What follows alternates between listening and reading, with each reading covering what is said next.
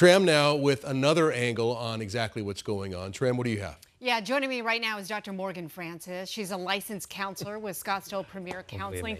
Morgan, you've heard what Williams' report was about. What struck me was Scottsdale police saying that these are organized threats against society. That is something that I have not heard before. It's different from your typical bomb threat or what have you back in the day. What do you make of all of this? And really, why is it happening? Why are these threats increasing all across the country? Well, that's a great question, and it really goes to show how important it is that we support the students around their mental health. Nowadays, we're seeing more and more challenges for students with anxiety, depression, stress, even trauma.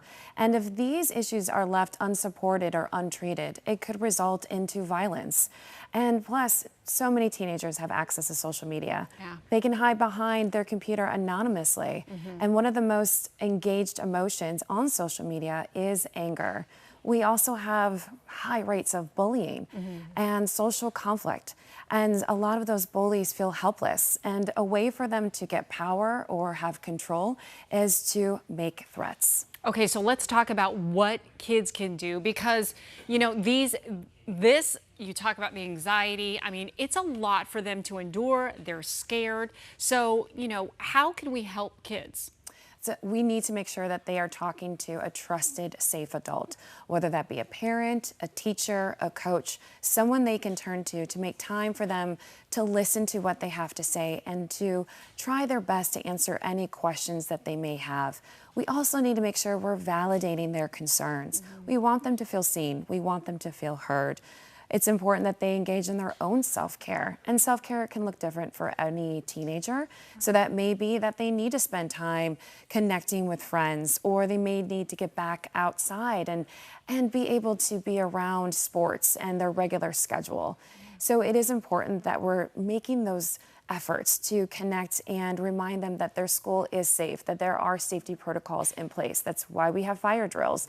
That's why we have trusted officers to help out when situations happen like this. What about for parents? Because they're scared as well. You know, their child is having all of these feelings of anxiety and not wanting to go to school. So what can parents do?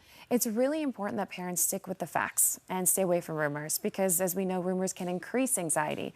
Information reduces anxiety. It's also important for the parents to have their own boundaries about what they're consuming in information. So sticking with the facts can help them to feel reassured that the school is going to take every safety measure to the highest degree to make sure that the education system is not broken down. It's also important that they seek out their own support through their friends and or professional help if they're struggling, and to watch to see if their children are expressing their stress, maybe not verbally, but through sleep disturbances, refusing to go to school, challenges with focus and concentration. Yeah, watching for those changes. Yes, absolutely. So keep an eye on your kiddos the next couple of days or even weeks, because sometimes these stressors can show up a little bit later than the initial onset. So it's important just to make sure that they're staying connected with their children. All right, Dr. Morgan Francis, we so appreciate your time and insight. Thank you.